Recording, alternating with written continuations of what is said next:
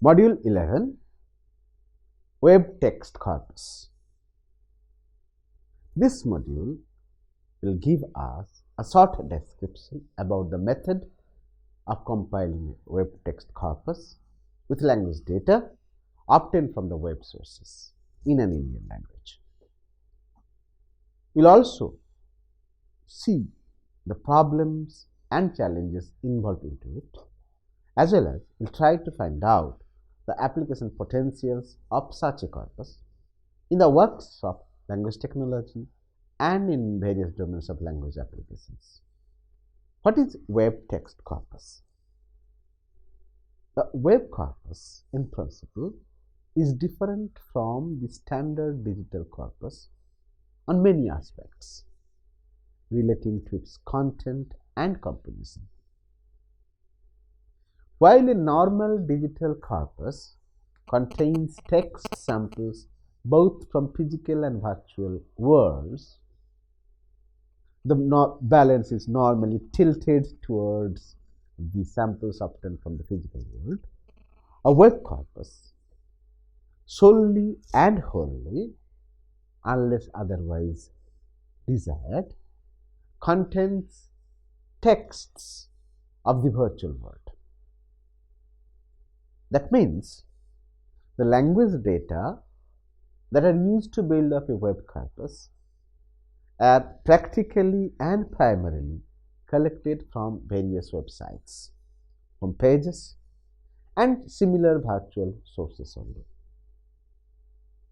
The text samples are totally digital in form and in nature, as no printed text is typed into it to be included in this corpus. Moreover, dissimilar to multimodal corpus, a web corpus contains neither imaged text data, that is, text not in PDF version or JPEG format or something like that, nor encoded data, not HTML, SGML or TIE or CLAW, anything of that sort. Also, it is free from all kinds of non-textual elements and properties, that is, diagrams, tables, charts, pictures and others, as these elements may hamper in later stages activities relating to corpus processing and linguistic data retrieval from the corpus. Besides, text samples are completely Unicode compatible. Therefore, it is globally accessible in all formats and platforms or NLP works. Furthermore, the nature of texts is both formal and informal, since samples are compiled normally from official sites, personal blogs, social networking sites, and many others. Due to these factors, the language of the web corpus is both personal and public, informative and imaginative, casual and careful, and well-formed and ill-formed. This gives web corpus a unique linguistic identity, which is different from the other digital text corpora as well as from other printed text corpora.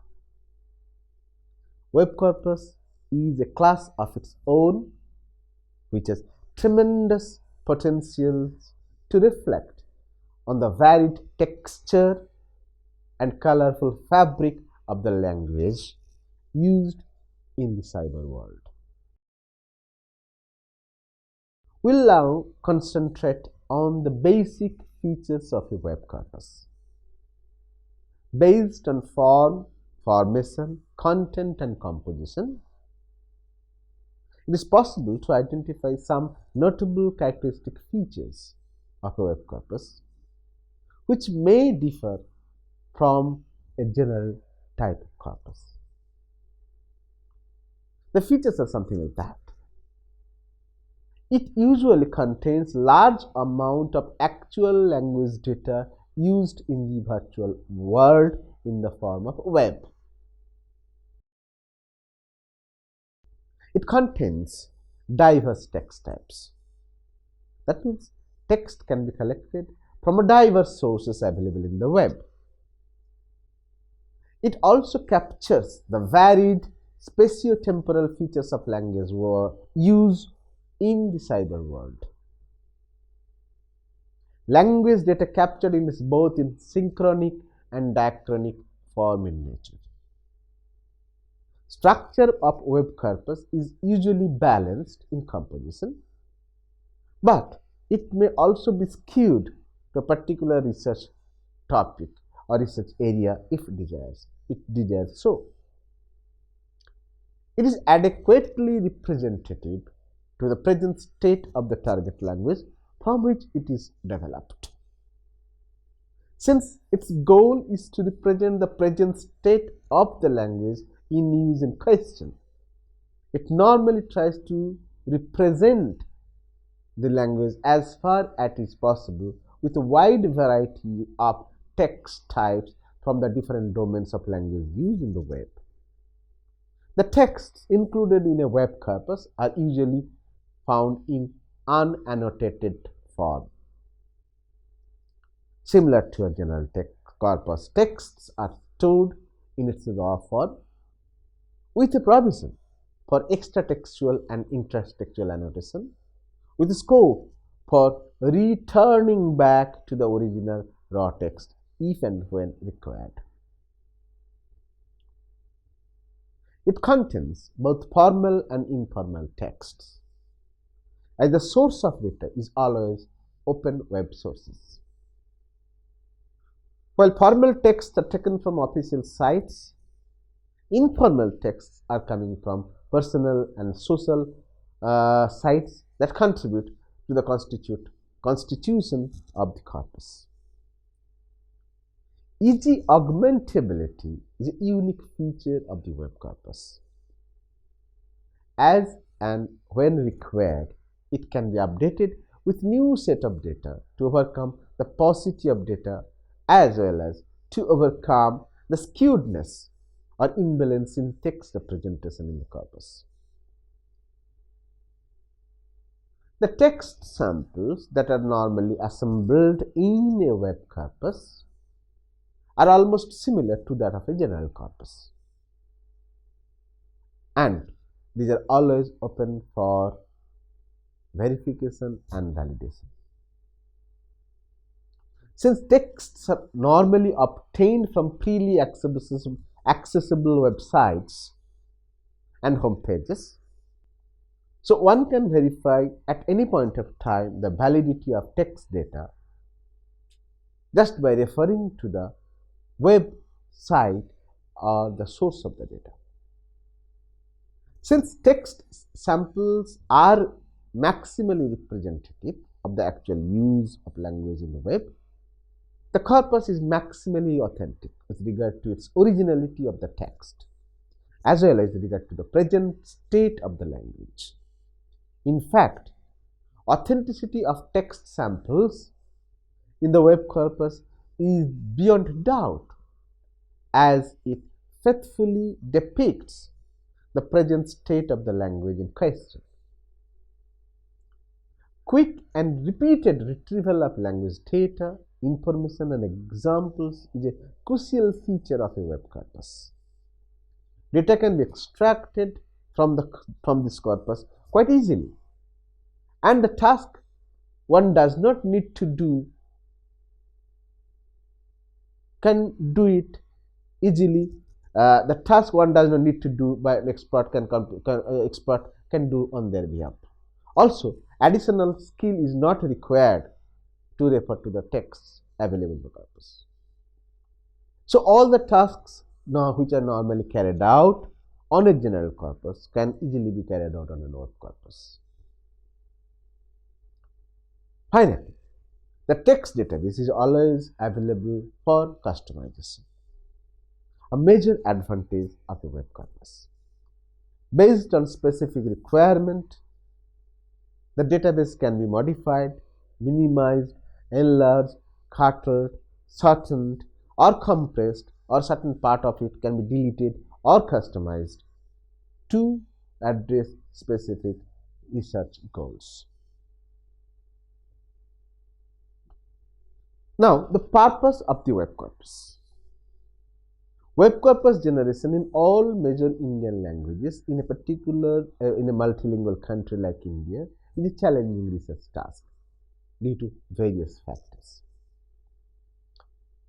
Multidisciplinary monolingual web corpus in all major Indian languages will supplement the existing text corpora as well as contribute in understanding the Indian languages in the printed and digital forms.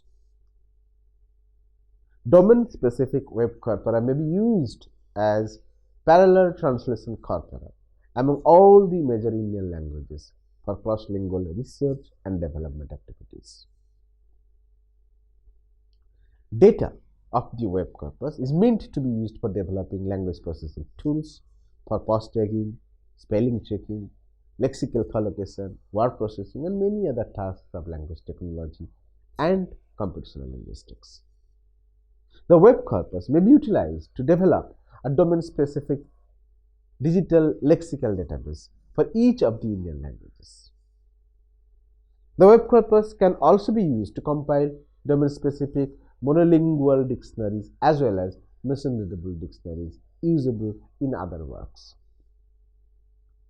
The web corpus can also be utilized to develop translation support systems, language resource system as well as information retrieval system. Another important utility of this can be visualized in web-based learning system development for all the English languages. The web corpus is also useful for theoretical linguistic studies such as language and subject domains, language change across domains, patterns of semantic change of words in texts, ambiguity in words in use, structure of sentences across text types, knowledge representations through text formation, information embedding in text types, etc. So, what we find that web corpus has multiple application potentials similar to that general corpus available to us. So, we need to be very much careful to develop a web corpus, keeping in mind various application potentials of the resource in mainstream linguistics, computational linguistics, and language technology. The web corpus which we developed for our research purposes followed certain unique methodologies.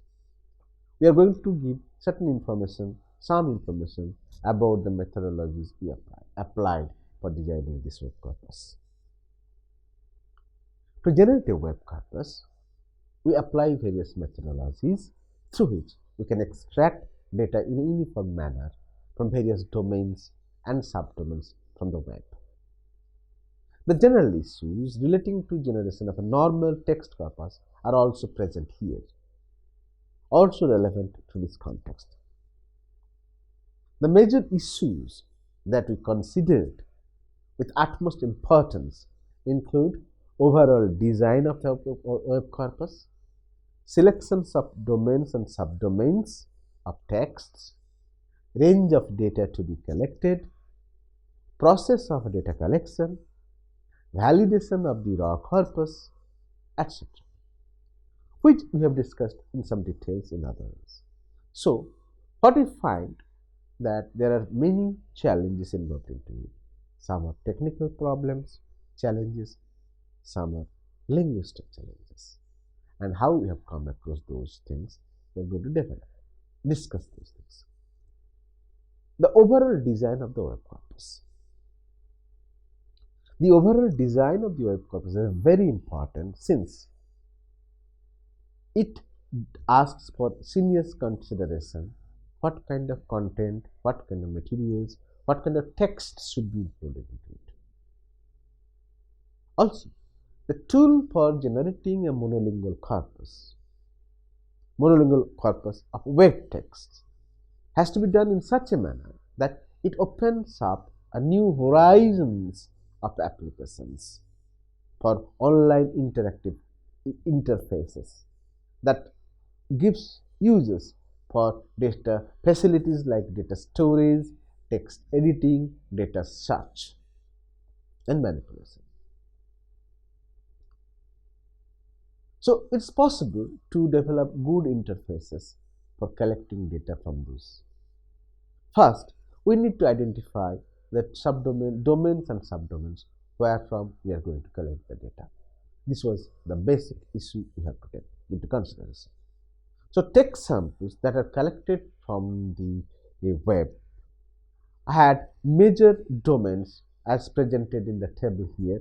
The text we have collected from 16 different domains from the web, included humanities, arts, science, technology, medicine, legal documents, mass media texts, social sciences, government documents, advertisements, sports, films, culture, defense, tourism, and agriculture.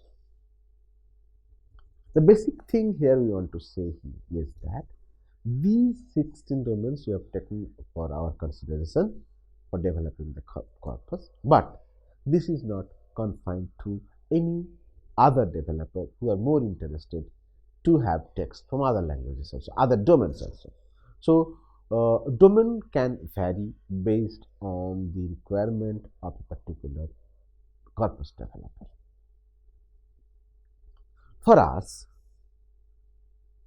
we decided that at least 1000 sentences should come from each of the domains mentioned above. While trying to collect data primarily, two types of basic web sources are used for data collection. Data from standard texts, better we should say data from structured texts, as well as data from semi-structured or non-structured texts. First, we had to collect structured texts from the websites of some well-known magazines, newspapers, and e-books. Data collected from these sources are crucial because it requires high level of persistence in compilation of data in a very consistent manner. Moreover, the whole process involves selection of domain-specific texts, crawling through the digital text, removal of the source code, copying texts in doc files, and text normalization. Furthermore, recurrent maintenance of personal contacts with various newspaper sites, editors, and publishers is also required to get good quality data from their sources. The web offers enormous opportunity or enormous load of non-structured texts, wherefrom we need to have certain amount of data for the corpus. Such text is available from a wide range of topics, subject matters, subject domains, and text varieties, with unbound limit of data accumulation possibilities. It is therefore a tough task to a certain level to restrain ourselves to the task of data collection from unstructured web sources. We have to restrain the task in data collection mainly from the following sources: emails, web pages, home pages, news portals, and blogs. In a very careful manner, we analyze and attest the relevance of the data to a particular site, to the basic structure and the content of the web corpus. And when it is ascertained, we cull necessary data and store these in our domain-specific files of the web sources. In this case also, however, the issue of copyright may arise, but it is not so crucial thing because data are mostly unstructured one. So while the corpus is being developed, we can redesign those unstructured texts in a structured format and give a new shape to that. Another important part in the task of data collection is metadata information. Each text data captured and captivated in the web corpus needs to be provided with detailed metadata information for reference and utilizations in text verification, content classification, text categorizations, corpus validation, and information retrieval. It should be noted that due to variations of source, text type, and other factors relating to the text generation, metadata is bound to vary to the text from text to text. For example, if a text is collected from magazines, then information of volume, number, and the year of source of magazine are bound to vary. Such as, on the other hand, if the text data is procured from a book, then the name of the authors, publishers, main subject, area, as well as the year of publication are to be furnished in the metadata of a file. Similarly, it is necessary to provide the web's address, site name, URL, year of publication if the text data is collected from the web source.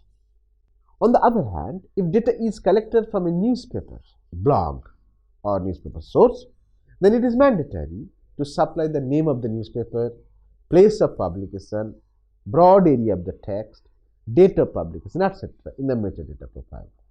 We can give here an example we have given to show how the metadata is tagged for newspapers. Suppose we are collecting some corpus, some data from a web version of a newspaper or say magazine.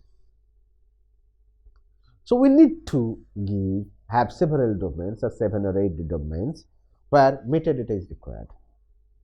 First, the name of the magazine where from the data is collected, name of the editor, name of the article, subject area of the article, page number of the article, year of publication, place of publication.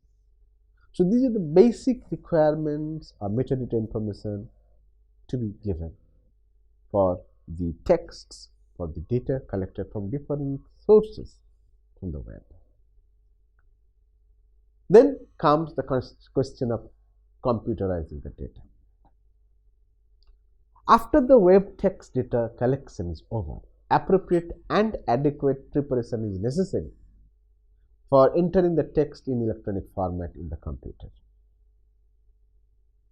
Although most cases the data is available in document format, it is always advantageous to store data in Notepad in UTF format so that subsequent text access and analysis and processing of various types and formats are usually trouble-free.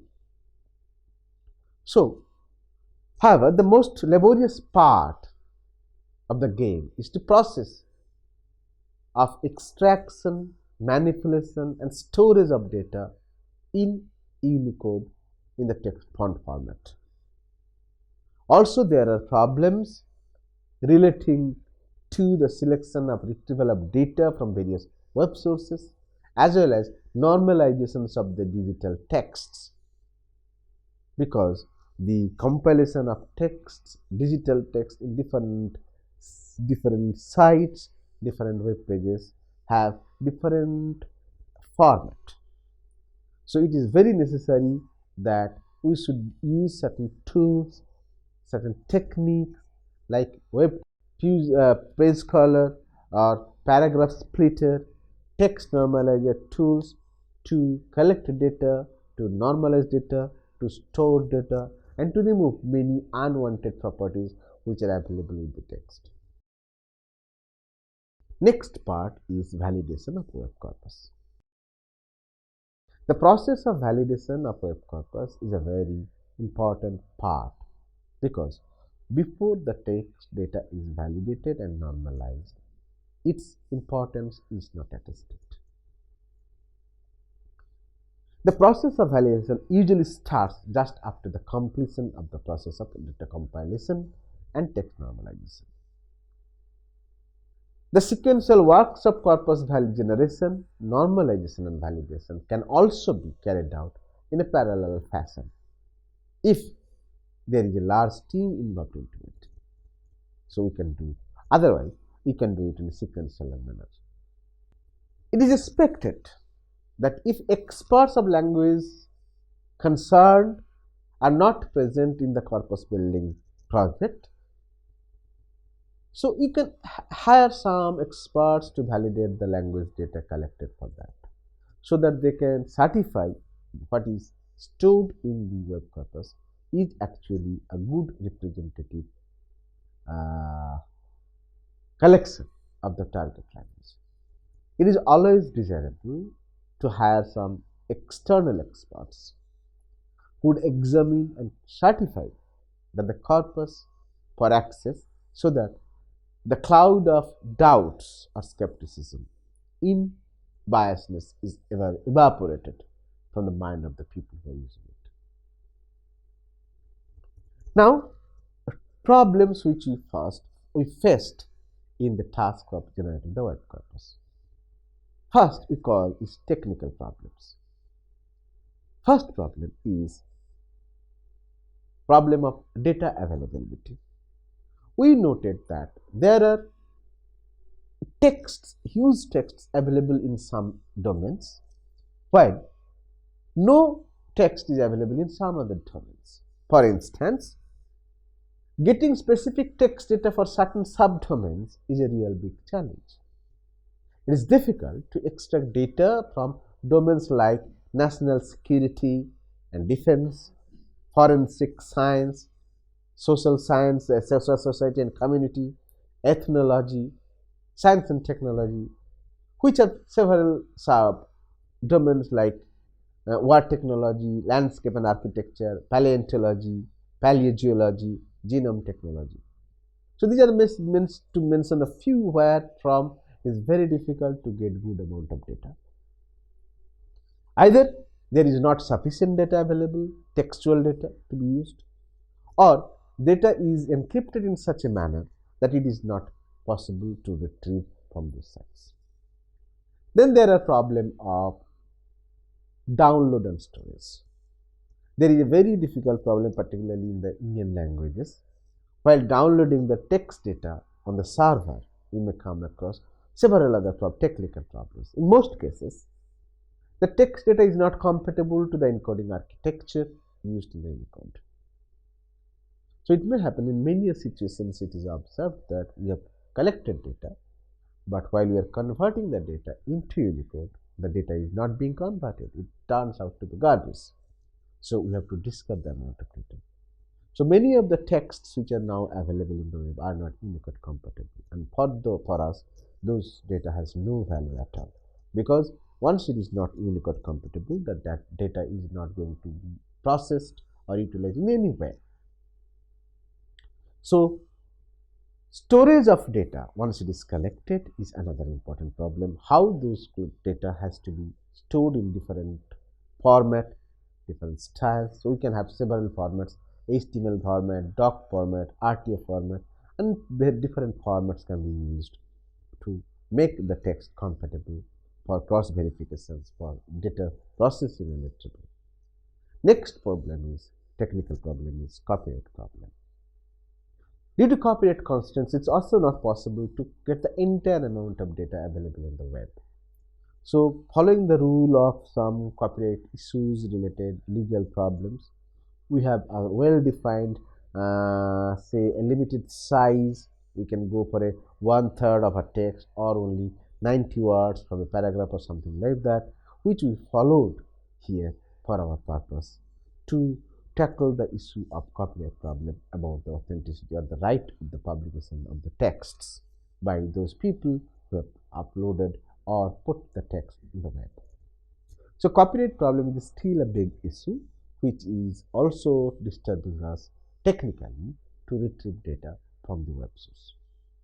So there are some important linguistic problems also. First problem is the spelling problems. As you know that people are not always very much careful in developing texts when they put them in the print, in the web. So a lot of errors are actually coming up. So spelling errors in cases of text like Bangla or Hindi or other cases, it is very much carefully noted that spelling errors is a very frequent problem in the web corpus. So while normalizing a text, we have to deal with the problem of spelling variations and have to remove those errors which are found.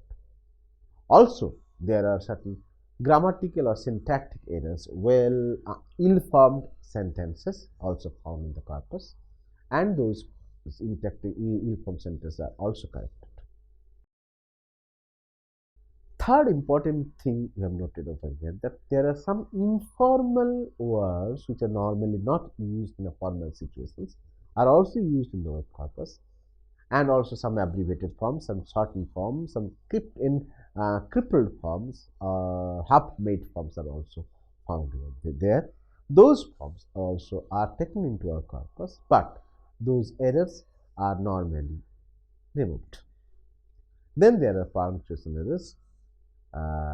As you have noted that there is not much consistency in use of punctuation markers. So repeated use of question marks or interrogative mark or exclamatory mark or several commas or dots or eclipses, they are very frequently used in the web corpus. So we were much careful to remove those errors to normalize the text. Also, there are problems of maintaining the discourse. We have found that sometimes a particular sentence belonging to a particular kind of text belonging to a one domain has been shifted to other domain or other areas. So overlap of discourse is a very common part in web text corpus. So we have to be very much careful about that to maintain the discourse of the texts. Then overlapping domains also important there, that is there. That has to be taken care of, noted. The important part here to mention that sometimes what we have noted that a particular text belonging to a particular domain can also belong to another domain, and there is a real problem for us. Suppose we have come across many texts which can at the same time belong to both philosophy as well as religion. So we are really confused to decide how a particular text can belong to or can be a religious text as well as a text of philosophy. So these kinds of text, like, or the similar kind of example. One more example I can give you, that tourism text related to tourism to a historical place is also related to history. So that can be also taken care of as an example of overlap of domains, or a text relating to description about some natural elements also overlap with the domain of geography. So overlapping domains is an important part in web text corpus generation. So that has to be taken care of. Finally, we need to identify the importance or value of a web text corpus. What we understand here, the value of web corpus will increase over the years, and it will be regarded as one of the most useful resources for multiple linguistic research and investigations to come. It will pave many new avenues of studies of language, technology, communication, and linguistics. If we are able to annotate this corpus, it will be far more useful in many domains of human knowledge, eventually leading to development of various linguistic tools and resources.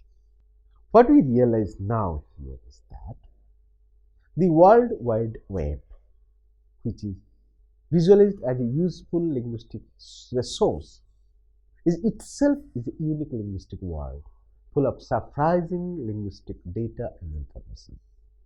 In fact, it is the largest store of texts in existence, freely available, covering a wide range of domains, and constantly added to and updated by one and all. The huge collections of texts, if properly processed and annotated, can be highly useful in linguistic and non-linguistic studies, cross-linguistics comparisons, language technology, in all in other domains of descriptive, theoretical, and applied linguistics. I personally believe in the long run, along with the corpora generated from printed texts, corpora produced from web text will also be equally useful in natural language processing, linguistic resource development, cross-lingual communication, globalization of linguistic profiles and language resources, digital lexicography generation, the compilation, computational lexicography, language planning, e-governance, and many other tasks. So, since this is the first effort made any of the Indian languages for web corpus generation, we argue that we should better try to develop web corpus for almost all the Indian languages for the benefit of the languages as well as for the people. Thank you.